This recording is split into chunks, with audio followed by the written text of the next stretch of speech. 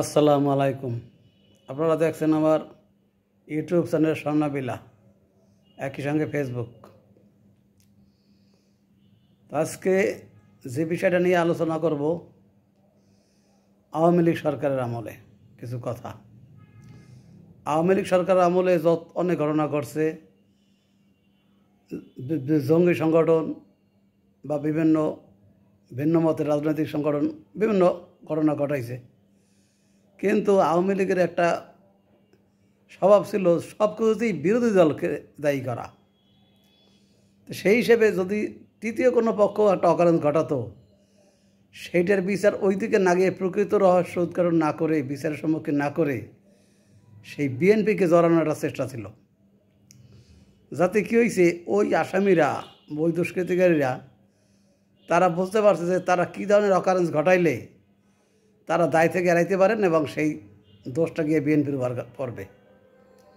তো এখন আওয়ামী লীগ হয়তো সাময়িকভাবে বিএনপিকে এই ইস্যু নিয়ে তাদেরকে একটু মানে দমন করে রাখতে পারছেন বা তাদের কণ্ঠরোধ করতে পারছেন, কিন্তু প্রকৃতপক্ষে তো ওই দুষ্কৃতিকারীর তোর কোনো বিচার হয় নাই, দুষ্কৃতিকারী কোনো সাজাও পায় নাই, যার জন্য তারা ওই জাতীয় কাজ আরও এবং ওই কি একই পদ্ধতিতে আরও অকারেন্স ঘটানোর সুযোগ পাইছে।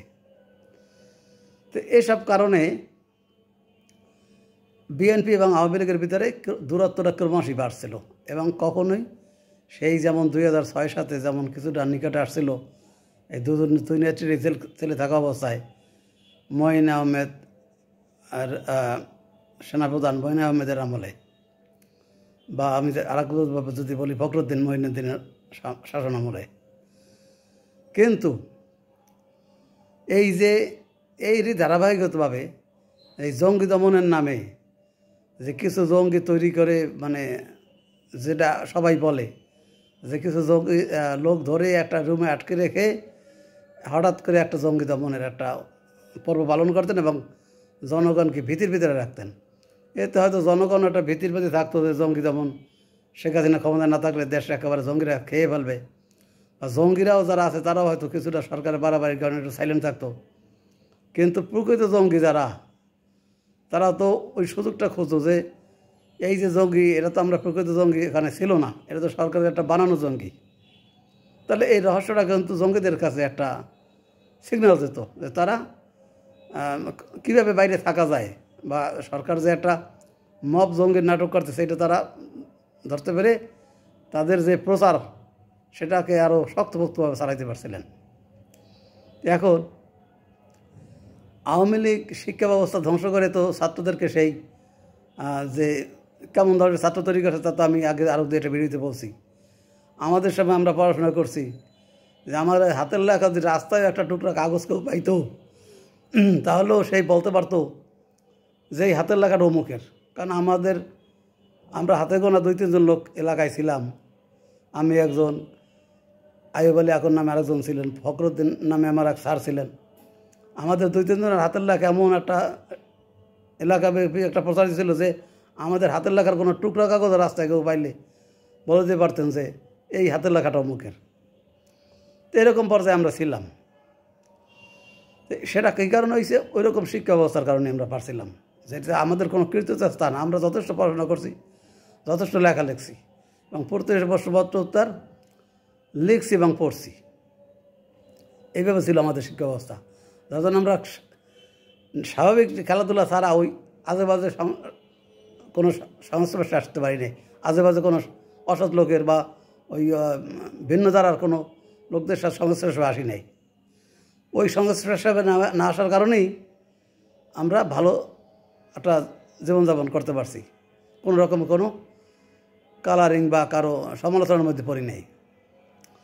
এখনকার ছাত্ররা তো যথেষ্ট সময় পায়, তাদেরকে ওইরকম পড়াশোনা করতে হয় না এবং কেমন ছাত্র তৈরি হয় তা তো আমরা এই বিভিন্ন আন্দোলনে দেখি। আমি ছাত্রদেরকে ছোটো করছি না, কিন্তু তারা তো জানে না যে তারা প্রকৃত শিক্ষা থেকে অনেকটা দূরে আছেন। এই শিক্ষায় তারা ভালো কোনো প্রতিষ্ঠানে চাকরি পাইতেও তাদের মুশকিল হবে, বা কোনো একটা যদি একটা জায়গায় বিশেষভাবে কোনো পরীক্ষা অংশগ্রহণ করতে দেওয়া হয়, তারা কিন্তু ওইভাবে প্রশ্নের সঠিক উত্তর দিতে পারবেও না, আবার লিখিত পরীক্ষায় সেরকম মেধা স্বাক্ষর রাখতে পারবে না, কারণ শিক্ষা ব্যবস্থার এই রকমের। এখন এই যে 2012-13 সনে সেই গণজাগরণ মঞ্চের একটা বিশাল একটা সাপোর্ট এই ইমরানের সরকারের মাধ্যমে আওয়ামী লীগ সরকার পেয়েছিলেন এবং গর্ব করছিলেন যে ছাত্র সমাজকে তিনি একেবারে তার নিজের মতো করতে পারছেন, ভবিষ্যৎ প্রজন্ম তারা একেবারে আওয়ামীপন্থী করে ফেলছেন। তাহলে এই যে আত্মতৃষ্টিতে সেই কোনো একটা সভা সেমিনারে সেই শিবনসারীর ফ্যাশনে এমনভাবে একটা নিজেকে উপস্থাপনা করতেন যে পুরো বাংলাদেশের ছাত্র সমাজ, যুব সমাজ, সব লোক তার দিকে একেবারে ফোকাস করে আছে। কোন এক জায়গায় খালি একটা কুমারার সাথে সাথে সব লোক ঝাঁকিয়ে পড়বে সেই হেমিলনের বংশীবাদকের মতো। কিন্তু সেগুলো সবই ছিল যে ফাঁপা। তার প্রমাণ তো এই সেই কোটার আন্দোলনই বোঝা গেল। এই ছাত্ররা যখন 2018-তে এই বাস ট্রাকের কারণে এই যে রেডিসন হাসপাতালের সামনে, রেডিসন হোটেল এবং ওই যে কুমিল্লা হাসপাতালের সামনে যখন এই যে ছাত্র অ্যাক্সিডেন্ট করলো, তখনই তো এই আন্দোলনটা দেখছিলেন তারা। তা সে থেকে তাদের বোঝা হয়েছিল যে ছাত্রদের বা অন্য কারো দাবি দেওয়া এরকম আমরা উপেক্ষা করলে একদিন এটা বিস্ফোরণ হবে, এটা বোঝা হয়েছিল। সেটা সরকার বোঝে নাই বা বোঝার চেষ্টা করে নাই।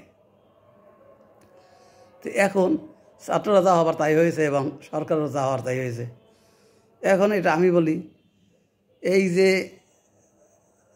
ছাত্রদের সমন্বয়ক এবং ছাত্রদের জন্য একটা বড় আশা নিয়ে আমরা ছিলাম এবং এখনও সেই আশা শেষ হয়নি, এখনও কিছুটা আশা রাখি।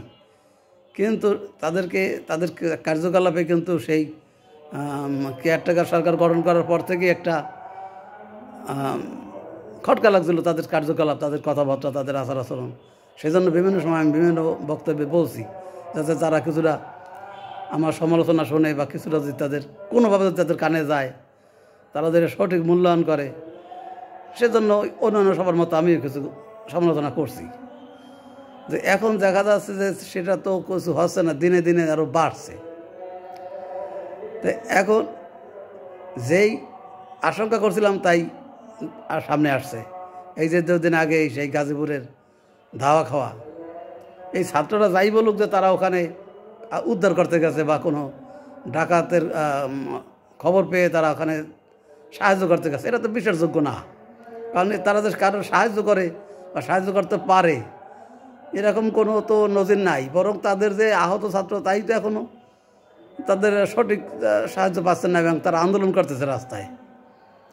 তো সেই হিসেবে তারা সেই ঢাকা বঙ্গবন্ধুর বাড়ি 2 দিন ধরিয়া জ্বললো, ভাঙাচুর হলো, তখন কিছু করে নাই। আর সেই গাজীপুরের মতো জায়গায় গিয়ে তারা উপকার করতে গেছে এবং ঢাকার থেকে মনে হয় গাজীপুরের সমন্বয়করা বেশি অ্যাডভান্স, এটাই তারা বুঝাইতে চেয়েছে। তো সেটা তো বিশ্বাসযোগ্য না, এটা সবাই বোঝে। যে এখন যারা সরকারের এই যে ডেভিল হ্যান্ডের আওতায় থাকলেও তারা যে এখন বুঝতে পারছে যে তাদের যখন এই আক্রমণটা পাল্টা আসছে, হয়তো তারা এখন অনুভব করতে পারছে যে আর বেশি দিন এভাবে করা যাবে না। যার জন্য কিন্তু এখন একদিকে নাহিল ইসলাম বলছেন যে আওয়ামী লীগের নির্বাচন আসতে দেওয়া যাবে না, ছাত্রলীগ রাজনীতি করতে পারবে না। আবার ওদিকে আজকে আবার শুনলাম যে আওয়ামী লীগের যারা ফেরেশি মেজের লোক তাদের সামনে আসার জন্য বলছেন। আবার অন্য সময়ের মাহবুজ আলম তিনিও বলতেছেন যে এখন এই কেউ এইভাবে করতে পারবে না, কেউ মাফ করলে তাকে হান্ট হিসাবে, ডেভিল হিসাবে গণ্য করা হবে।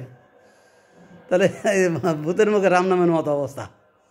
তো কিছুটা দেখা যায় যে ভূতের হয়েই গেছিল প্রায়, তখন এখন হয়তো পুরো ভূত হয় নাই, সে ব্যাগ গিয়ে এখন আসা শুরু করছে যে আর সামনে ভাবে গেলে এখন এই যে সেই আমরা ঘর বাড়ি ভাঙার নজর দেখাইছি, তাহলে যে এই হিসেবে তো আমাদেরও বাড়িঘর আছে, এগুলো তো রক্ষা করতে হবে। হয়তো একদিন নেতারা পালিয়েছিল, আমরা হয়তো পালিয়ে বাঁচতে পারবো কোনো একদিন, কিন্তু যখন ঘর বাড়ির দিকে হাত দিয়েছি তাদের তো আমাদের পালিয়ে বাঁচলেও কাজ হবে না, ঘর বাড়িও তো আর থাকবে না। এখন ওই সত্যিকারের বিষয়টা অনুধাবন করা শুরু করছে যে একদিন তো সব কিছুরই শেষ আছে। আওয়ামী লীগ যেমন এই পর্যায়ে আসছে, আবার এখন যারা আছে তারাও তো একদিন এরকম একটা পরিস্থিতি আসবে। আজ হোক 10 বছর পর হোক, 20 বছর পর হোক। আর এদের যে বয়স, এরা তো 10-20 বছরই আর দুনিয়া ছেড়ে যাবেন না। তা সেই হিসাবে তারা বলতে পারছেন যে এরকম হইলে একদিন তো আমাদেরও বিদায় নিতে হবে, এবং আমাদের কার্যকলাপকে সরকারভাবে বৈধতা দিতে হবে। তারপরে আবার এই সরকারের বৈধতার বাইরেও এই যে আমরা যে যে ধরনের মব চালু করতেছি, এই যে সব কিছু দেখেও না দেখার ভান করে এইভাবে দেশের 12টা বাজাইতেছি, এর কারণে তো একদিন আমাদের উপরে কিছু ধেয়ে আসবে, আইনের বাইরেরও কিছু শক্তি আমাদের উপর ধেয়ে আসবে। তখন শুধু আমরাই শুধু দেশ বিদেশ গিয়ে বাঁচতে পারবো তা না, আমাদের পরিবার পরিজনও ঝুঁকির মধ্যে পড়ে যাবে। সেটা কিন্তু এখন বুঝতে পারছেন। সেজন্যই তাদের কথাবার্তার ধারা চেঞ্জ হয়েছে। আমি চাই যে তাদের আরও সমতে হোক, তারা এখনও একটা সমঝোতায় আসুক। কারণ ওই একটা দলকে বাদ দিয়ে নির্বাচন, সেই নির্বাচনের কোনো দল আসে সেই সরকার স্থায়িত্ব হবে না, তাহলে আবার সেই হবে, তখন তো ওই শক্তি আরও বড় আকারে ফেরত আসবে। এই যে 5ই ফেব্রুয়ারির আগ পর্যন্ত কিন্তু আওয়ামী লীগ অনেকটাই কোণঠাসা ছিল। এই 5ই আগস্টে কিন্তু তাদেরকে ওই যে কথায় বলা দেয়ালে পিঠ ঠেকাই দেওয়া হয়েছে। পিঠ ঠেকে কিন্তু তারা ওই যে অজুহাত দিয়ে সামনে আসছে। ছাত্ররাও যেমন একটা অভিযোগ নিয়ে বা অজুহাত নিয়ে বাড়ি ভাঙতে গেছে, আওয়ামী লীগ কিন্তু একটা অজুহাত নিয়েই কিন্তু সামনে আসছে। এবং সামনে শুধু আসেই নাই, রীতিমতো ধাওয়া দিয়া মার দিয়া পাল্টা প্রতিরোধ করছে। তো এটা তো এখন তারা বুঝতে পারছে। তো সে বোঝার কারণেই বলতে পারছে যে এখন এই ঘরবাড়ি ভাঙা বা খুঁজে খুঁজে সবারই ধরা, এটা একসময় ফেরত আসবে। এটা তো স্বাভাবিক কথা। একটা বিড়াল, সেটা যদি কোনো একটা রুমে আটকাইয়া তারপরে কেউ যদি তাকে পিটায়, ওই বিড়াল একসময় বাঘের মতো হয়, সে তাকে কামড় দেয়। হ্যাঁ, তা সেটা তো বুঝতে হবে। মানে যাই কিছু নিউটনের সূত্রই বলি আর আমরা ওই যে স্বাভাবিকতারই বলি, কাউকে যদি মারা হয় আবারও তার সাথে বুকে বুক মিলাইও দেওয়া হয়, তাহলে কিন্তু ওই চোখে চোখ পড়লে ওই মায়ের কথাটাই মনে আসে।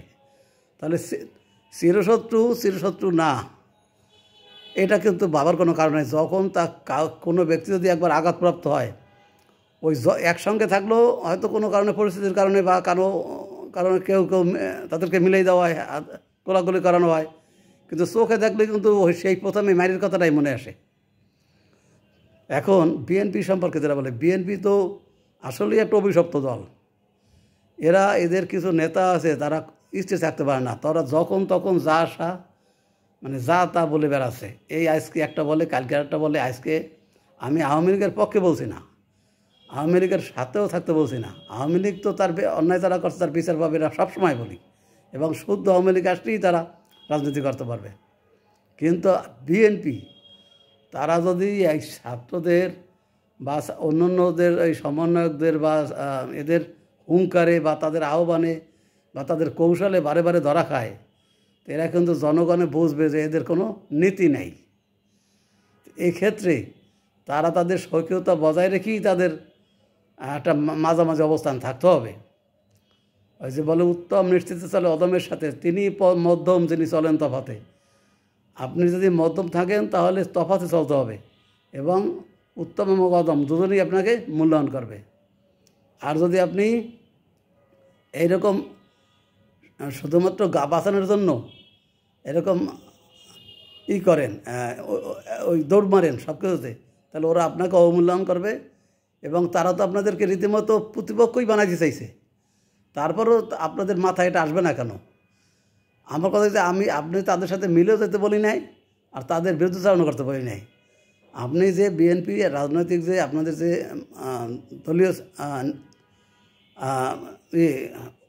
দলীয় যে নীতি, সেই নীতির ভিতরেই থাকেন।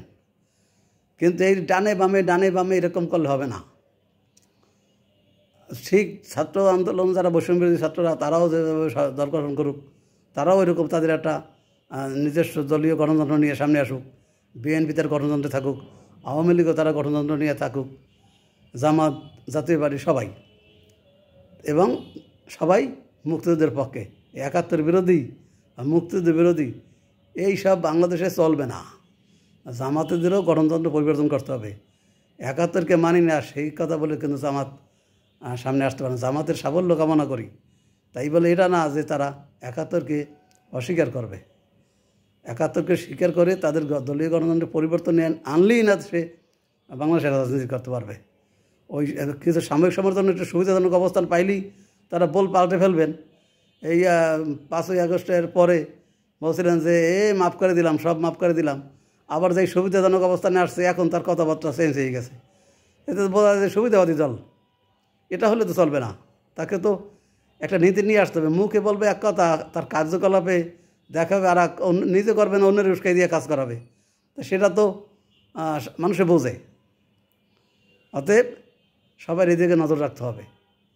এবং যত নির্বাচন এই যে বলে যে এই বছরের শেষে, মানে এইটাও কতদূর সত্য জানি না, কারণ ওই দুর্জনের বা ছলের অভাব হয় না মানুষে বলে। আবার কোন একটা অজুহাত দিয়ে বলবে যে না তখন তো বলছিলাম এটা এখন আর সম্ভব না, এটা আরও দেরি হবে। অতএব যত দেরি করবে দেশের জন্য তত ক্ষতি হবে। দেশ এখন খুব দ্রুত নির্বাচন করা দরকার। আসসালামু আলাইকুম।